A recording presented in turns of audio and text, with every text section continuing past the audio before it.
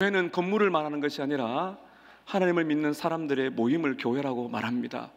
그러므로 여러분, 이제 우리가 하나님의 은혜 가운데 더불어 함께하는 우리 성도들이 얼마나 귀한 줄 알아야 되겠습니다. 땀 흘려 일하고 기도하신 우리 앞서신 어르신들과 또 함께 손을 잡고 뒤따라가는 다음 세대가 있기 때문에 여기까지 또 오게 되었습니다. 또 이 시간에 함께하고 있는 모든 분들을 사랑하시는 마음으로요, 이렇게 한번 축복했으면 좋겠는데요, 두 가지를 보세요. 하나는 우리가 교회입니다. 한번 따라 하실까요? 우리가 교회입니다. 함께 해주셔서 감사합니다. 자, 우리 좌우 앞뒤로 우리 축복하십시다. 우리가 교회입니다. 함께 해주셔서 감사합니다. 교회는 너무나 귀한 곳입니다. 교회가 정말 교회다워지게 되면 이 세상 어느 모임보다도 누릴 수 없는 진짜 복을 우리가 받을 수가 있기 때문입니다. 앞서 말씀드렸지만 교회는 건물을 말하는 것이 아닙니다. 여기 있는 한 분 한 분이 바로 하나님이, 우리가 예수를 믿는다면 우리가 성전이기 때문에 다 우리가 교회입니다. 그래서 여러분, 교회는 공동체라고 말하는데 그것은 교회는 성경적인 공동체입니다. 그러므로 여러분, 교회는요, 나 혼자만 사는 것이 아니라 더불어 함께하는 우리 믿음의 사람들이 함께 세워가야 되는 복된 공동체라는 사실을 잊어서는 안 됩니다. 저는 몇 주간에 여러분과 함께 죄와 싸웁시다 라는 주제로 말씀드렸어요. 죄는 치명적입니다.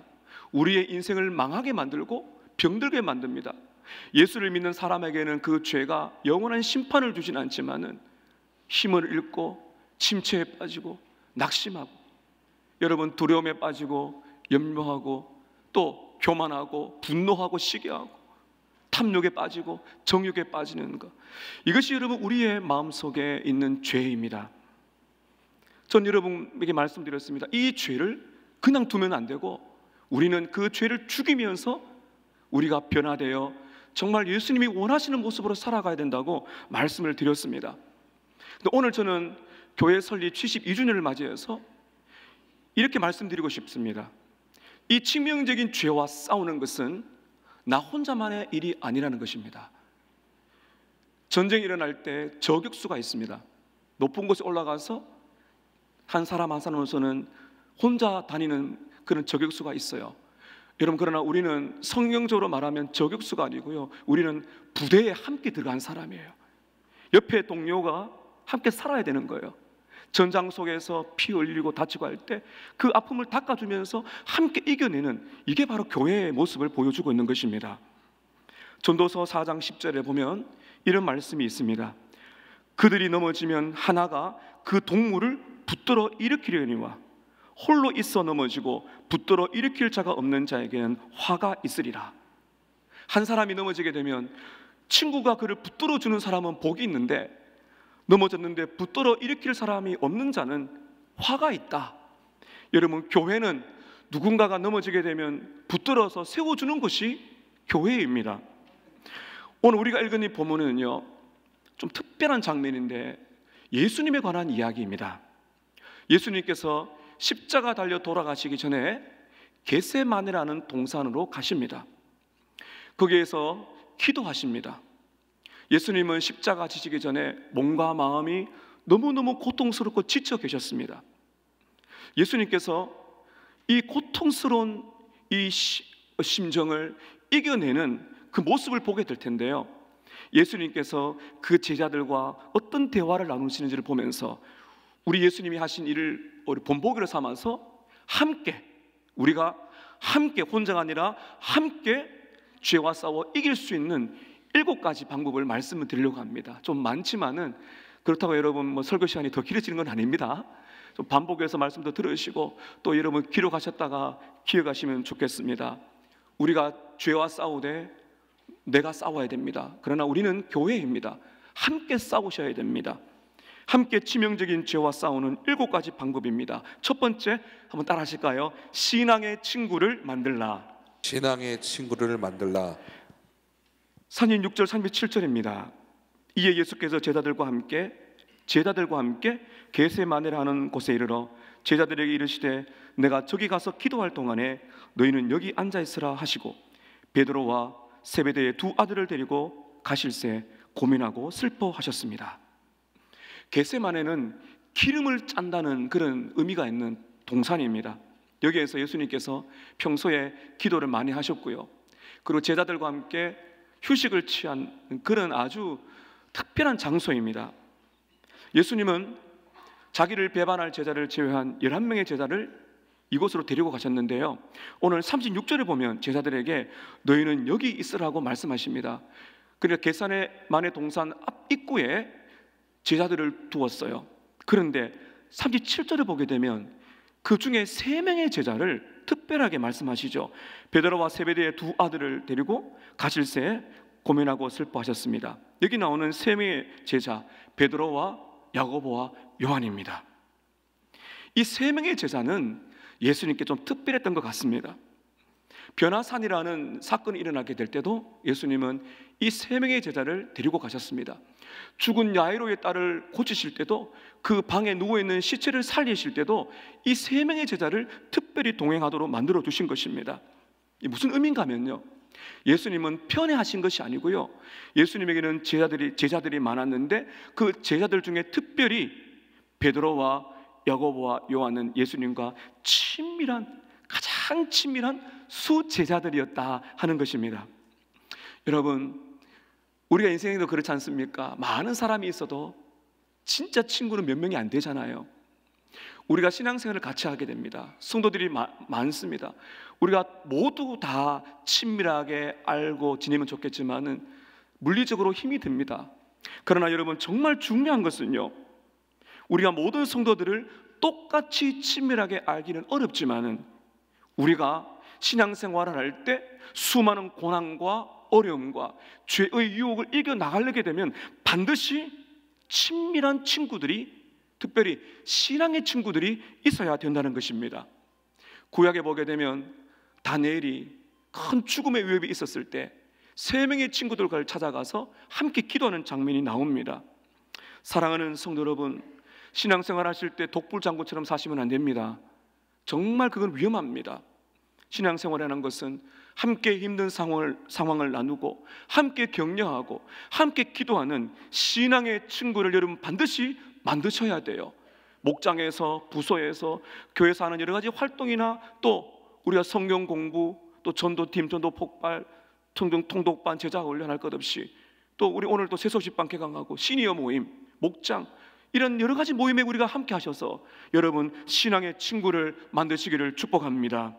두 번째는요, 신앙의 친구들에게 자신의 어려움을 나누라는 것입니다. 예수님은 3명의 제자들에게 그들을 따로 불러서 예수님이 기도하시는 장면 속으로, 다시 말하면 겟세마네 동산 깊은 곳까지 3명을 데리고 가셨습니다. 그리고는 자기가 얼마나 힘든지를 이들에게 말씀해 주십니다. 37절을 다시 한번 보시기 바랍니다. 베드로와 세베대의 두 아들을 데리고 가실새 고민하고 슬퍼하셨습니다. 예수님은 하나님의 아들입니다. 오늘따라 오늘 이 장면에는 예수님의 이 심적인 고통이 느껴집니다. 마음을 고민하고 슬퍼하셨습니다. 그리고는 38절에 이 3명의 제자들에게 예수님은 얼마나 힘든지를 말씀하십니다.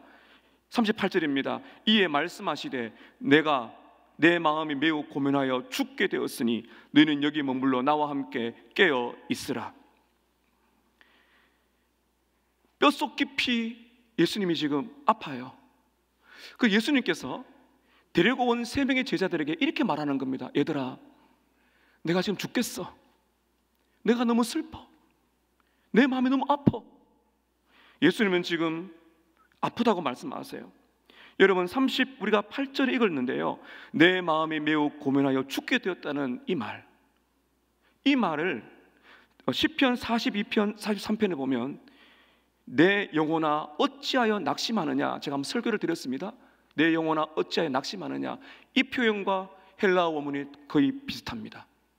무슨 말인가 하면 지금 우리 예수님께서는 견딜 수 없는 낙심, 표현할 수 없는 고통, 두려움, 그런 것들이 지금 예수님께 오고 있어서 이게 얼마나 고통스러운지 제자들에게 내가 너무 아파서 죽을 것 같아, 이렇게 지금 말씀하고 계신 것입니다. 또한 여러분, 사탄은 예수님을 공격합니다. 예수님께서 사역을 시작하실 때부터 사탄은 예수님이 십자가를 지지 못하게 그렇게 유혹을 많이 했습니다. 지금 예수님은 어느 때보다도 사탄의 유혹을 받고 있습니다. 물론 예수님은 죄가 없기 때문에 사탄의 유혹에 넘어가지 않습니다. 그래서 죄를 짓지 않아요. 그러나 우리 예수님께서는 인성이 계시기 때문에 우리와 똑같이 고통을 느끼고 계십니다. 그것을 이겨내는 이 방법을 통해서 여러분, 우리가 어떻게 이 아픔을 이겨내는지를 알 수 있도록 우리 주님께서 이렇게 보여주고 계신 것입니다.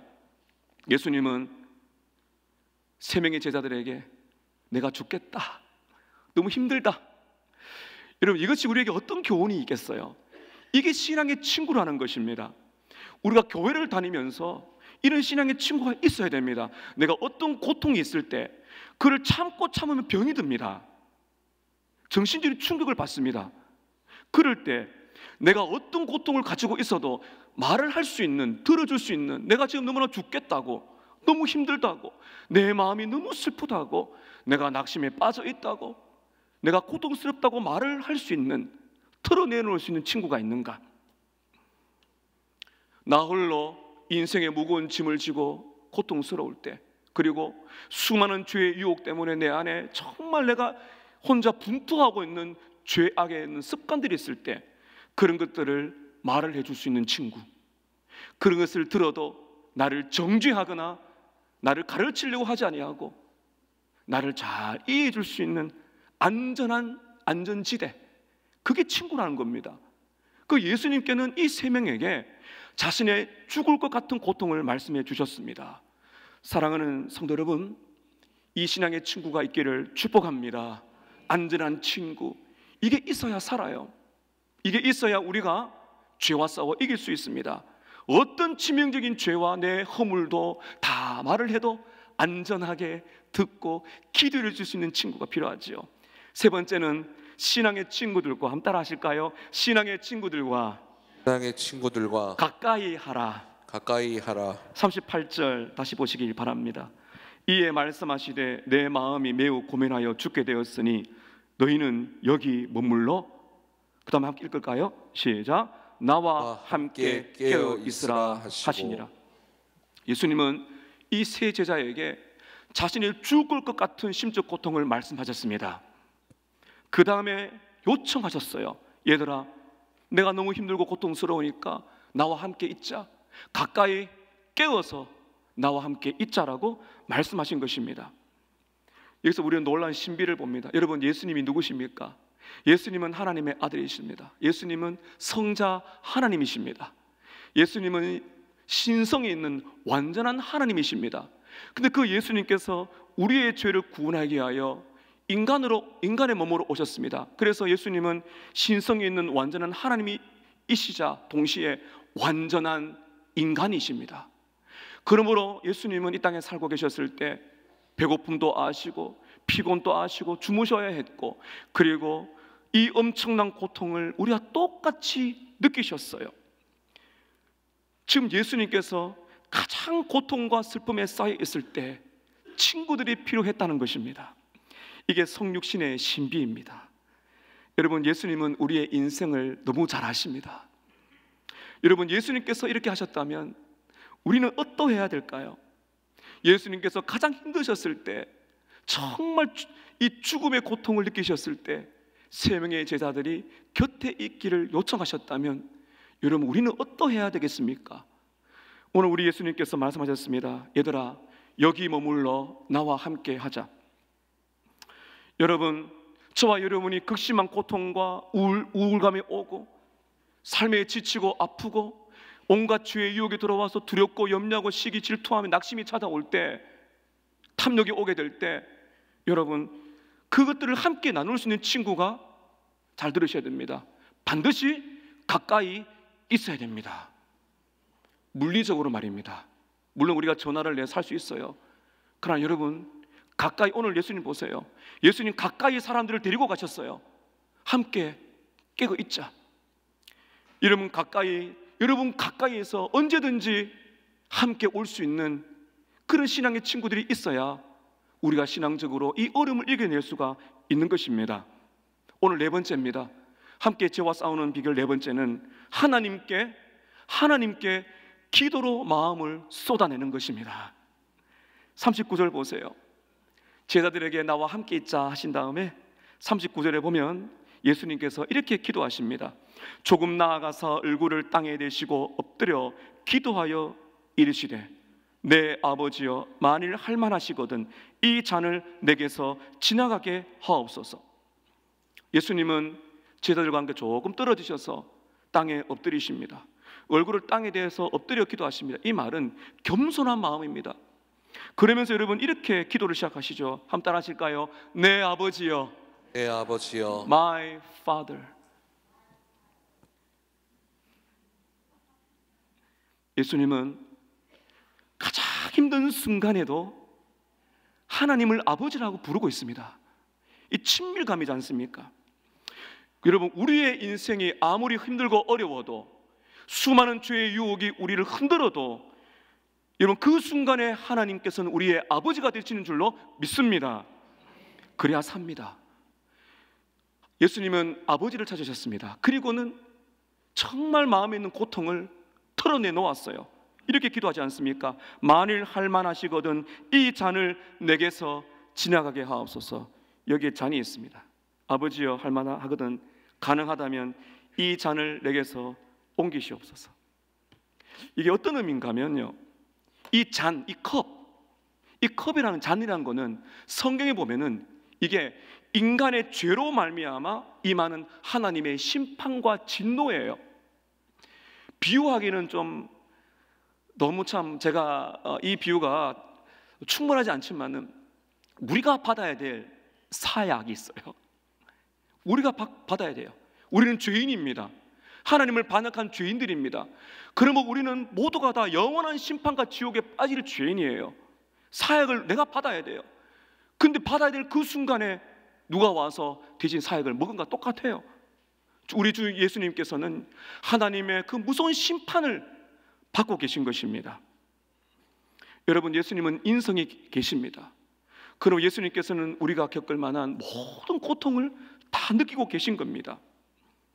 왜 죽을 것 같은 고통이 왔을까요? 우리 예수님은 십자가 달려 돌아가시기 전에 동물의 뼈와 쇠붙이가 붙어있는 채찍으로 맞으셨습니다. 뼈가 부러집니다. 살이 터집니다. 피가 쏟습니다.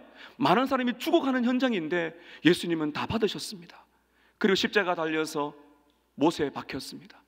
수분과 피가 다 빠지면서 돌아가셨습니다.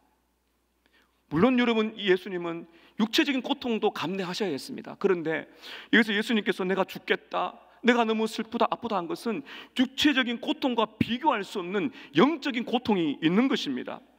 그게 무엇인가 하면요, 저와 여러분이 받아야 될 이 잔은요, 지옥의 불이에요. 하나님의 심판의 그런 불입니다. 이 진노입니다. 우리가 받아야 되는데 우리를 대신하여서 예수님께서 지옥의 불 그리고 하나님의 심판을 우리를 대신하여 한 몸에 다 받고 계신 겁니다. 그리고 예수님은 하나님과 잠시 하나님께 버림을 받는 이 엄청난 고통을, 예수님이 이제 다가오는 고통을 아신 겁니다. 그래서 예수님은요, 하나님의 아들이시지만 인성이 계시기 때문에 지옥의 고통을 느끼셨고 하나님의 죄에 대한 심판의 그 엄청난 진노를 느끼셨기 때문에 이 육체를 가지고 계신 예수님이 부들부들 떨리는 겁니다. 우리가 겪어야 될 걸 예수님이 겪고 계신 것이죠. 여러분, 이것을 예수님은 3번 기도하십니다. 만일 아버지 할만하거든 이 잔을 지나가게 하옵소서. 십자가를 안 지겠다는 것이 아니라 그만큼 고통스럽다는 것이죠. 이런 42절에 보세요. 다시 2번째 나가 기도하십니다. 44절에 3번째 기도하십니다. 3번을 기도하십니다. 같은 장면에 보면 누가복음 22장 44절에 보면 이렇게 기록되어 있습니다. 예수께서 힘쓰고 애써 더욱 간절히 기도하시니 땀이 땅에 떨어지는 빗방울같이 되더라. 예수님께서요, 얼마나 고통스러웠는지 여러분 그런 경험해 보셨습니까? 막 땀이 툭툭 떨어지는데요, 학자들 연구에 의하면 모세혈관이 터진답니다. 극도의 스트레스를 받으면. 그 예수님의 땀이 뚝뚝 떨어지는데 거기에 피가 섞여 나오는 거죠. 얼마나 고통스러운지 히브리서 5장 7절에 보면 그 장면을 이렇게 묘사합니다. 그는 육체에 계실 때에 자기를 죽음에서 능히 구원하실 이에게 심한 통곡과 눈물로 간구와 소원을 올렸습니다. 예수님이 이렇게 기도하셨을 때요, 아버지여, 만일 할만하거든 이 잔을 옮기시옵소서. 얼마나 통곡하고 우셨는지 소리내어 기도하시고 우시고 땀에서 피가 흘러나올 정도로 우리를 대신하여 지옥의 고통, 하나님의 진노를 지금 경험하고 계신 겁니다. 여러분, 예수님은 이런 고통을 아버지께 토해내고 있습니다. 우리가 이렇게 해야 된다는 것입니다. 어떤 성도가 목사님을 찾아왔습니다. 상담하기를, 목사님, 저는 죄와 싸워서 이기고 싶은데 잘 안 됩니다. 그때 목사님이 이렇게 말했답니다. 정말 그렇게 죄와 싸워 이기를 원하십니까? 그렇습니다. 그때 이런 말을 했어요. 당신이 죄와 싸워 이기기 위해서는 열렬하게 기도하고 있습니까? 많은 분들이 정말 저는 제대로 살고 싶습니다. 저는 정말 예수님 믿는 사람답게 살고 싶습니다. 죄를 이기며 살고 싶습니다 말을 하는데 기도하지 않습니다. 왜 그럴까요? 아직 열렬함을 모르기 때문입니다. 여러분, 제가 지난주에 말씀드렸습니다. 죄와 싸우되 피 흘리기까지 싸우라. 우리 예수님께서 피땀 흘려 기도하지 않습니까? 사랑하는 성도 여러분, 여러분께서 고통을 받고 계십니까? 마음에 낙심이 되십니까? 두려움이 오십니까? 염려가 되십니까? 어떤 질병 때문에, 어떤 큰 고통 때문에 마음이 떨리십니까? 정욕이 부를 때 일어나십니까? 탐욕을 끊어낼 수가 없습니까? 불같은 진노가 올라갑니까? 여러분, 그럴 때마다 여러분의 고통을 하나님 앞에 기도하며 쏟아내시기를 축복합니다. 아버지, 너무 힘듭니다. 이 고난을 이겨내기 힘듭니다. 내 마음이 떨립니다. 정말 죽을 것 같습니다. 살아갈 희망이 보이지 않습니다. 너무 낙심되고요, 너무 염려가 되고 끊어낼 수 없는 이 죄의 욕망이 나를 너무나 힘들게 하고 있습니다. 그 마음을 하나님께 쏟아내라는 겁니다. 어떻게? 열렬하게 기도 생활이 바뀌시기를 바랍니다. 이게 기도예요. 슬쩍 지나가는 기도는요, 못 이깁니다. 하나님 앞에 열렬하게 여러분의 눈물, 여러분의 고난, 여러분의 시련, 여러분의 아픔, 수많은 죄의 유혹을 하나님 아버지 앞에 나아가셔서 죽겠습니다 하나님, 어려워요 하나님, 토해내시는 기도가 우리 모두에게 있어야 되는 것입니다. 다섯 번째, 함께 죄와 싸우는 비결은요, 하나님의 주권적인 뜻 안에서 평안을 누리라는 것입니다. 하나님의 주권적인 뜻 안에서 하나님의 평안을 누리십시오. 예수님은 너무나 고통스러워서 아버지여, 만일 할만하시거든 이 잔을 옮기시옵소서. 너무나 고통스럽고 힘이 듭니다. 여기서 끝나지 않고 예수님의 기도가 놀랍게 바뀝니다. 여러분, 39절 우리 다시 한번 읽도록 하겠습니다. 39절은 우리 한 목소리로 읽도록 하겠습니다. 시작. 조금 나아가사 얼굴을 땅에 대시고 엎드려 기도하여 이르시되, 내 아버지여, 만일 할만하시거든 이 잔을 내게서 지나가게 하옵소서. 그러나 나의 원대로 마시옵고 아버지의 원대로 하옵소서 하시고. 죽을 것 같은 고통과 아픔이 있지만은 예수님의 기도가 뭐로 바뀌나요? 그러나 아버지여, 나의 뜻대로 마시고 아버지의 뜻대로 되기를 원합니다. 하나님의 주권적인 뜻, 이게 있다는 걸 알아셨어요. 여러분, 우리가요, 인생에 다가오는 수많은 고난과 슬픔과 그 죄의 유혹과 낙심과 두려움과 염려를 이겨내려면요, 하나님의 뜻을 붙드셔야 됩니다. 십자가를 지는 것을 막으려고 하는 이 마귀의 유혹을 이겨내기 위해서는 예수님은 아셨던 것입니다. 죽을 것 같은 고통과 그 마귀의 유혹을 이겨낼 힘이 어디에서 오느냐 하면은 하나님께로 오는 줄로 믿습니다. 여러분, 하나님의 주권적인 뜻이에요. 우리가 예수님은요, 하나님의 뜻을 알았습니다. 이 길을 알았어요. 이 길 끝에는 승리입니다. 이 길 끝에는 십자가로 끝나지 않고 부활의 영광이 있다는 것을 예수님은 아셨습니다. 하나님의 뜻을 알고 믿고 순종하고자 했을 때, 그러나 아버지여, 아버지 뜻대로 되기를 원합니다 했을 때 예수님께는 말할 수 없는 평강이 몰려오는 것입니다. 신곡을 쓴 단테라는 분이, 그 신곡에 보면 지옥도 나오고 많은 그 죄의 유혹이 많이 나오거든요. 수많은 죄의 유혹을 그려내다가 단테가 이렇게 외쳤다고 합니다. 한번 따라 하실까요? 단테의 고백인 따라 하십시다. 하나님의 뜻 안에, 하나님의 뜻 안에, 하나님의 뜻 안에 우리의 평안이 있습니다. 우리의 평안이 있습니다. 하나님의 뜻 안에 우리의 평안이 있다는 거죠. 그러면서 이 단테는요, 잠언 3장 5절 6절을 묵상했다고 말합니다. 너는 마음을 다하여 여호와를 신뢰하고 너의 명철을 의지하지 말라. 너는 범사의 그를 인정하라. 그리하면 너의 길을 지도하시리라. 예수님은 유혹 속에서 하나님의 뜻을 붙들었습니다. 무슨 말입니까? 하나님 아버지는 선하게 인도하신다는 것입니다. 하나님 아버지는 반드시 고난을 지나 유혹을 지나 승리를 주실 거라는 것을 말씀을 통해 아셨던 것입니다. 사랑하는 여러분, 하나님의 뜻 안에, 하나님의 말씀 안에 승리가 있고 은혜가 있는 줄로 믿습니다. 하나님의 선한 뜻을 바라보세요. 그것을 믿으세요. 그게 순종하고자 여러분 기도해 보세요. 그때 죄의 유혹을 이길 수 있는 힘이 옵니다. 왜 그런지 아세요? 하나님의 손에 모든 것이 달려있기 때문입니다. 하나님께서 모든 것을 통제하고 계시기 때문입니다. 저와 여러분을 흔들고 있는 고난도, 우리를 유혹하고 있는 죄도 하나님의 통제 아래에 있는 줄로 믿습니다.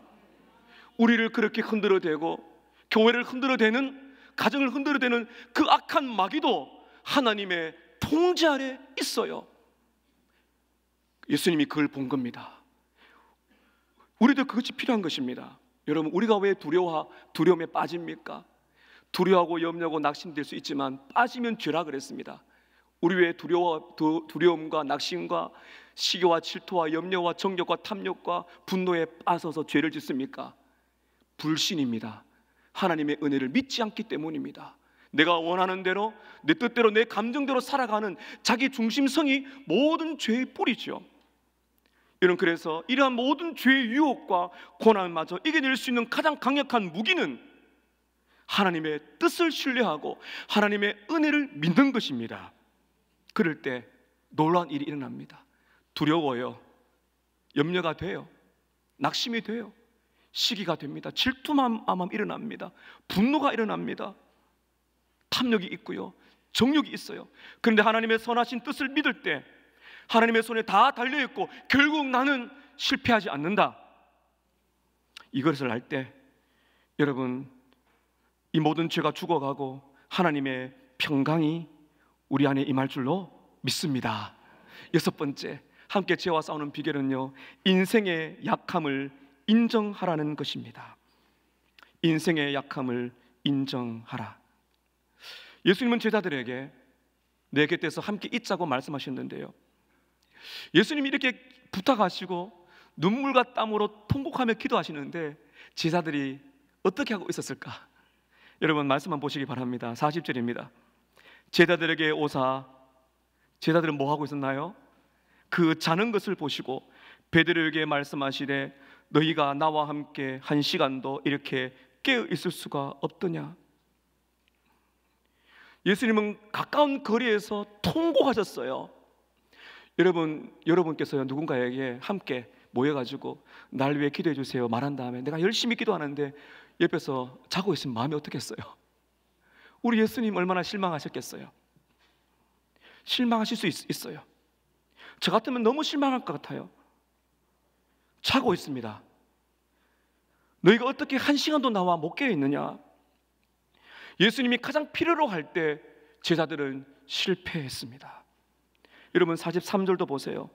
두 번째 기도하고 또 오셨는데 43절에 다시 오사 보신즉 그들이 자니 이는 그들의 눈이 피곤할밀러라. 계속 자고 있어요. 예수님은 3번이나 기도하고 있는데 말이죠. 여러분, 그렇다면 왜 그랬을까요? 왜 제자들이 예수님이 함께 깨자 그랬는데 기도하지 못하고 정신 차리지 못하고 잠들어 있었을까요? 여러분, 예수님이 분명히 말씀하십니다. 예수님께서요, 제자들을 책망하는 것이 아니라 인생의 약함을 너무 잘 알고 계십니다. 이런 말씀 41절 보시기 바랍니다. 시험에 들지 않게 깨어 기도하라. 그 다음 잘 보세요. 마음은 어떻다고요? 원이로되. 뭐가 약하다고요? 육신이 약하다. 얘들아, 너희들이 마음은 원인데 육신은 약하다. 예수님의 사랑의 마음이에요. 여러분, 마음은 원이에요. 무슨 말인가 하면요, 베드로와 야고보와 요한은 예수님 사랑하는 거 아세요? 얘들아, 너희들이 나를 사랑하는 거 알아. 내가 너희들과 함께하고 있을 때 너희들이 나를 따라오는 그 진심을 내가 알고 있어. 근데 뭐가 문제예요? 육신이 약하다. 여기 말하는 육신은요, 먼저 우리 인간의 몸을 말합니다. 이런 인간의 몸은요, 피곤하면 자야 되고 먹지 못하면 지칩니다. 약합니다. 넘어지기 쉬운 인간의 연약한 상태를 말합니다. 우리 몸은 약합니다. 넘어지기 쉬운 연약한 상태에 육신을 그러고 말하고 있어요. 단순한 몸을 떠나서 넘어지기 쉬운 연약한 상태, 더 중요한 것은 이 육신이라는 것은 잘 들으셔야 됩니다. 여기 말하는 육신의 진짜 의미는 죄악된 본성을 말하는 겁니다. 우리가 여러분 예배 드리면서 은혜를 받습니다. 주님, 제가 마음이 원이에요. 결심했어요. 한 주간 열심히 살아보겠습니다. 예배당을 딱 나서는 순간부터 어떻습니까 여러분? 마음은 원인데 육신이 약합니다. 결심해도 잘 안 지켜집니다. 내 안에 죄가 살아서 꿈틀꿈틀거립니다. 분노하고 시기하고 질투하고 염려에 빠질 때가 너무 많아요. 여러분, 그것이 바로 우리의 인생이잖아요. 예수님은 그걸 아셨습니다. 마음은 원인데 육신이 약하지. 그래서 예수님이 뭐라 말씀하십니까? 41절 보세요. 시험에 들지 않게 깨어 기도하라. 왜 그렇습니까? 마음은 원인데 육신이 약하다. 이런 핑계 대면 안 된다는 거예요. 내가 마음은 원인데 주님, 제가 정말 죄를 이기고 싶은데, 정말 주님의 뜻대로 살고 싶은데 내 육신이 약한 것 아시죠? 그래 끝나면 안 돼요. 뭘 하라 그럽니까? 시험에 들지 않게 깨어서 뭘 하라 그래요? 기도하라. 죄의 유혹을 이겨내기 위해서는 기도해야 된다. 여러분, 많은 분들이 왜 기도하지 않습니까? 자기 약함을 제대로 못 보기 때문입니다. 자기 지식, 자기 지혜, 자기 돈을 믿으면 기도하지 않습니다. 여러분, 그런데 갑작스럽게 질병이 오고 많은 상황이 어려워지게 될 때, 그때서 우리가 압니다. 아, 내가 약하구나. 그때 기도가 달라지는 겁니다. 주님이 말씀하고 있습니다. 너희들 마음은 원인 거 알지만은, 나를 사랑하는 거 알지만 그것으로는 안 된다. 왜냐하면 육체, 육신, 죄악된 본성, 너무나 넘어지기 쉬운 이 인간의 나약한 상태를 너희들이 알아야 돼. 그래서 기도해야 돼. 왜 그렇습니까? 내 마음은 원이고 육체는 약하지만 기도하게 될 때 하늘에서 능력이 오는 줄로 믿습니다. 바로 그거죠. 사랑하는 여러분, 스스로를 자랑하지 마세요. 얼마나 나약한지 몰라요. 여기는 저나 여러분 모두가 마찬가지입니다. 인생의 약함을 알아야 진짜 신앙이 보입니다. 예수님이 필요한 것을 보인다는 것이죠. 예수님은 제자들을 사랑하셨습니다. 마음은 원인데 육신이 약해. 그래서 깨어 기도하라. 인생의 약함을 인정하시기를 바랍니다. 마지막 7번째, 함께 죄와 싸우는 비결은요, 한번 따라 하실까요? 승리를 확신하고 서로를 일으켜주라. 예수님은 하나님의 선한 뜻을 알았습니다. 믿었습니다. 그리고 순종하고자 했습니다. 그때 마음에 평안이 옵니다. 왜냐하면 마귀는 절대로 예수를 건드릴 수 없고요, 죽음조차도 예수님을 건드릴 수가 없습니다. 그리고는 자신을 잡으려 오는 사람들을 예수님은 부끄러워하지 않습니다. 여러분, 44절부터 우리 46절까지 같이 한번 읽도록 하겠습니다. 시작. 또 그들을 두시고 나아가 세 번째 같은 말씀으로 기도하신 후 이에 제자들에게 오사 이르시되 이제는 자고 쉬라. 보라, 때가 가까이 왔으니 인자가 죄인의 손에 팔리느니라. 일어나라, 함께 가자. 보라, 나를 파는 자가 가까이 왔느니라. 여러분, 예수님이 달라지셨습니다. 죽어 같은 고통이 있었지만은 세 번의 간절한 기도를 통해서 예수님의 마음에 평안이 찾아오고, 그리고 승리의 확신이 몰려오게 되는 거죠. 여러분, 다시 한번 보십시오. 44절 저를 따라와 보시겠습니까?